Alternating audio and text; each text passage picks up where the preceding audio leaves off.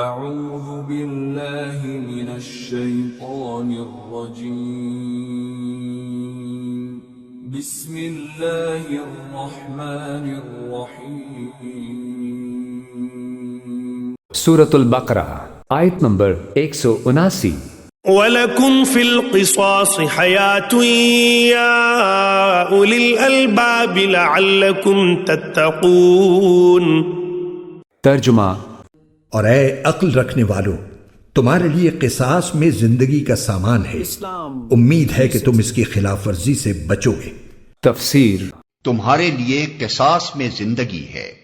یہ ایک دوسری جاہلیت کی تردید ہے جو پہلے بھی بہت سے دماغوں میں موجود تھی اور آج بھی بکثرت پائی جاتی ہے۔ جس طرح اہل جاہلیت کا ایک گروہ انتقام کے پہلو میں افراد کی طرف چلا گیا، اسی طرح ایک دوسرا گروہ عفو کے پہلو میں تفرید کی طرف گیا ہے، اور اس نے سزائے موت کے خلاف اتنی تبلیغ کی ہے کہ بہت سے لوگ اس کو ایک نفرت انگیز چیز سمجھنے لگے ہیں، اور دنیا کے متعدد ملکوں نے اسے بالکل منسوخ کر دیا ہے۔ قرآن اسی پر اہل عقل کو مخاطب کر کے تنبیہ کرتا ہے کہ قصاص میں سوسائٹی کی زندگی ہے۔ جو سوسائٹی انسانی جان کا احترام نہ کرنے والوں کی جان کو محترم ٹھہراتی ہے، وہ دراصل اپنی آستین میں سانپ پالتی ہے۔ تم ایک قاتل کی جان بچا کر بہت سے بے گناہ انسانوں کی جانیں خطرے میں ڈالتے ہو۔ آیت نمبر 180۔ كتب عليكم إذا حضر أحدكم الموت إن ترك خيرا الوصية للوالدين والأقربين بالمعروف حقا على المتقين۔ ترجمہ: تم پر فرض کیا گیا ہے کہ اگر تم میں سے کوئی اپنے پیچھے مال چھوڑ کر جانے والا ہو تو جب اس کی موت کا وقت قریب آ جائے وہ اپنے والدین اور قریبی رشتہ داروں کے حق میں دستور کے مطابق وصیت کرے۔ یہ متقی لوگوں کے ذمے ایک لازمی حق ہے۔ تفسیر: یہ آیت اس دور میں نازل ہوئی تھی جب مرنے والے کے ترکے میں وارثوں کے حصے متعین نہیں ہوئے تھے، چنانچہ سارا ترکہ مرنے والے کے لڑکوں کو مل جاتا تھا۔ اس آیت نے یہ فرض قرار دیا کہ ہر انسان مرنے سے پہلے اپنے والدین اور دوسرے رشتہ داروں کے حق میں وصیت کر کے جائے اور یہ واضح کرے کہ ان میں سے کس کو کتنا حصہ دیا جائے گا۔ بعد میں سورہ نساء کی آیت نمبر 11 تا 14 میں تمام وارثوں کی تفصیل اور ان کے حصے خود اللہ تعالیٰ نے مقرر فرمائے۔ اس کے بعد جس وصیت کا اس آیت میں ذکر ہے وہ فرض تو نہیں رہی، البتہ اگر کسی شخص کے ذمے کوئی حق ہو تو اس کی وصیت کرنا اب بھی فرض ہے۔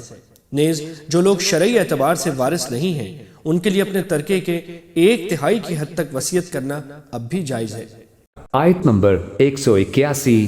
فمن بدله بعدما سمعه فإنما إثمه على الذين يبدلونه إن الله سميع عليم۔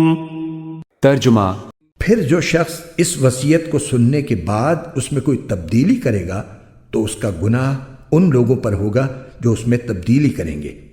یقین رکھو کہ اللہ سب کچھ سنتا جانتا ہے۔ تفسیر: یعنی جن لوگوں نے مرنے والے کی زبان سے کوئی وصیت سنی ہو ان کے لیے ہرگز جائز نہیں ہے کہ وہ اس میں کوئی کمی بیشی کریں، اس کے بجائے ان کے لیے وصیت پر عمل کرنا واجب ہے۔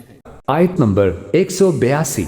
فمن خاف من موص جنفا او اثما فاصلح بينهم فلا اثم عليه ان الله غفور رحيم۔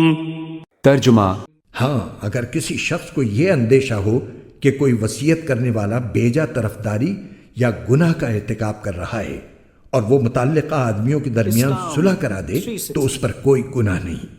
بے شک اللہ تعالیٰ بہت بخشنے والا بڑا مہربان ہے۔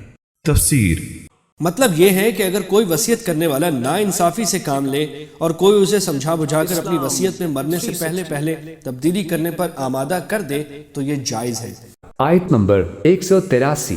يا أيها الذين آمنوا كتب عليكم الصيام كما كتب على الذين من قبلكم لعلكم تتقون۔ ترجمہ: اے ایمان والو، تم پر روزے فرض کر دیے گئے ہیں جس طرح تم سے پہلے لوگوں پر فرض کیے گئے تھے تاکہ تمہارے اندر تقوی پیدا ہو۔ تفسیر: اسلام کے اکثر احکام کی طرح روزے کی فرضیت بھی بتدریج عائد کی گئی ہے۔ نبی صلی اللہ علیہ وسلم نے ابتدا میں مسلمانوں کو صرف ہر مہینے 3 دن کے روزے رکھنے کی ہدایت فرمائی تھی، مگر یہ روزے فرض نہ تھے۔ پھر 2 ہجری میں رمضان کے روزوں کا یہ حکم قرآن میں نازل ہوا، مگر اس میں اتنی رعایت رکھی گئی کہ جو لوگ روزے کو برداشت کرنے کی طاقت رکھتے ہوں اور پھر بھی روزہ نہ رکھیں، وہ ہر روزے کے بدلے ایک مسکین کو کھانا کھلا دیا کریں۔ بعد میں دوسرا حکم نازل ہوا اور یہ عام رعایت منسوخ کر دی گئی، لیکن مریض اور مسافر اور حاملہ یا دودھ پلانے والی عورت اور ایسے بوڑھے لوگوں کے لیے جن میں روزے کی طاقت نہ ہو، اس رعایت کو بدستور باقی رہنے دیا گیا، اور انہیں حکم دیا گیا کہ بعد میں جب عذر باقی نہ رہے تو قضا کے اتنے روزے رکھ لیں جتنے رمضان میں ان سے چھوٹ گئے ہیں۔ آیت نمبر 184۔ أياما معدودات فمن كان منكم مريضا أو على سفر فعدة من أيام أخر وعلى الذين يطيقونه فدية طعام مسكين فمن تطوع خيرا فهو خير له وأن تصوموا خير لكم إن كنتم تعلمون۔ ترجمہ۔ گنتی کے چند دن روزے رکھنے ہیں، پھر بھی اگر تم میں سے کوئی شخص بیمار ہو یا سفر پر ہو تو وہ دوسرے دنوں میں اتنی ہی تعداد پوری کر لے، اور جو لوگ اس کی طاقت رکھتے ہوں وہ ایک مسکین کو کھانا کھلا کر روزے کا فدیہ ادا کر دیں۔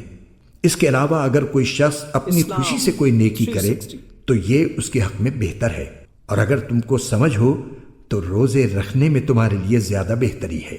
تفسیر۔ شروع میں جب روزے فرض کیے گئے تو یہ آسانی بھی دی گئی تھی کہ اگر کوئی شخص روزہ رکھنے کے بجائے فدیہ ادا کر دے تو یہ بھی جائز ہے۔ بعد میں آیت نمبر 185 نازل ہوئی جو آگے آ رہی ہے۔ اس آیت نے اس سہولت کو واپس لے لیا اور یہ حتمی حکم دے دیا گیا کہ جو شخص بھی رمضان کا مہینہ پائے وہ روزے ضرور رکھے۔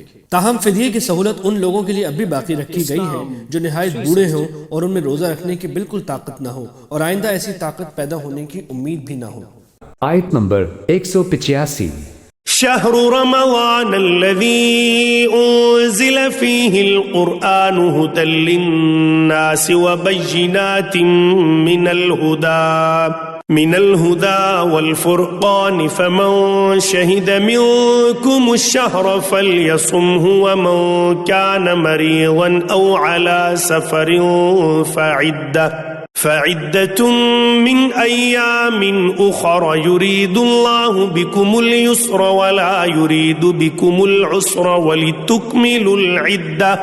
ولتكملوا العدة ولتكبروا الله على ما هداكم ولعلكم تشكرون۔ ترجمہ۔ رمضان کا مہینہ وہ ہے جس میں قرآن نازل کیا گیا جو لوگوں کے لیے سراپا ہدایت اور ایسی روشن نشانیوں کا حامل ہے جو صحیح راستہ دکھاتی اور حق و باطل کے درمیان دو ٹوک فیصلہ کر دیتی ہے۔ لہٰذا تم میں سے جو شخص بھی یہ مہینہ پائے وہ اس میں ضرور روزہ رکھے، اور اگر کوئی شخص بیمار ہو یا سفر پر ہو تو وہ دوسرے دنوں میں اتنی ہی تعداد پوری کر لے۔ اللہ تمہارے ساتھ آسانی کا معاملہ کرنا چاہتا ہے اور تمہارے لیے مشکل پیدا کرنا نہیں چاہتا، تاکہ تم روزوں کی گنتی پوری کر لو، اور اللہ نے تمہیں جو راہ دکھائی اس پر اللہ کی تکبیر کہو، اور تاکہ تم شکر گزار بنو۔